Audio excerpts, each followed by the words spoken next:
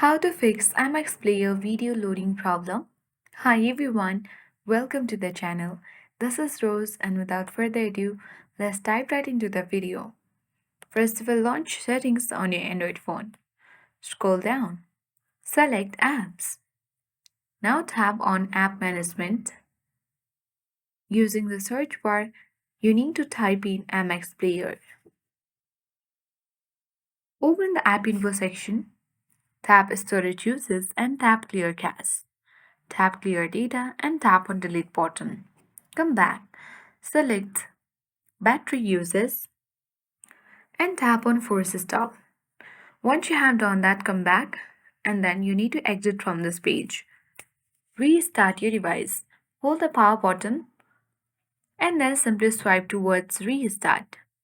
Once done, you need to check whether your video has been loading or not on MX Player. If not, make sure you have a stable internet connection. If your Wi-Fi is not working well, tap on mobile data and switch to mobile data. Now your issue will be fixed and that's it. I hope this guide was helpful. If it was, then do like, share, comment and don't forget to subscribe. Thank you for watching and see you in the next video.